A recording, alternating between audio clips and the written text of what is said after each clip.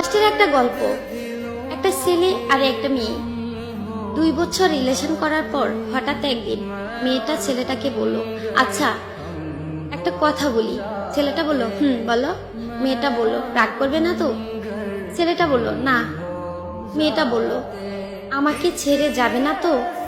ছেলেটা বলল, কখনো যাব না। মেয়েটা বলল, ভুল বুঝবে না তো? ছেলেটা বলল, না, বুঝবো না। মেয়েটা বলল, জানো আমার একটা অতীত আছে। ছেলেটা বলল, কি সেটা?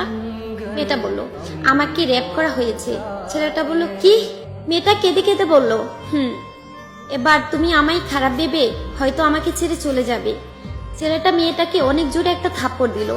মেয়েটা বলল, চলে যেতে পারো, আটকাবো না। এ বলে মেয়েটা কেঁদে কেঁদে চলে গেল। কিছুদিন পর হঠাৎ একদিন ছেলেটি মেয়েটিকে ফোন করলো।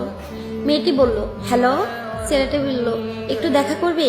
মেয়েটা বলল, কোথায়? ছেলেটা বলল, আমরা যেখানে দেখা করতাম। মেয়েটা বলল, আচ্ছা।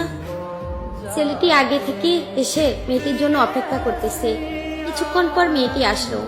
মেয়েটি বলল, কিসের জন্য আসতে বলছো? ছেলেটি বলল, চোখ বন্ধ করো। মেয়েটি বলল, কেন? ছেলেটা বলল, এত প্রশ্ন করো কেন? মেয়েটা বলল, আচ্ছা চোখ বন্ধ করলাম। ছেলেটা বলল, এবার চোখ খুলে তাকাও। মেয়ে চোখ খুলে দেখে যে ছেলের বাবা মা আসছে। মেয়ে অবাক। ছেলেটা তখন হাঁটু গেড়ে বসে মেয়েটাকে বলল, তুমি কি আমাকে বিয়ে করবে?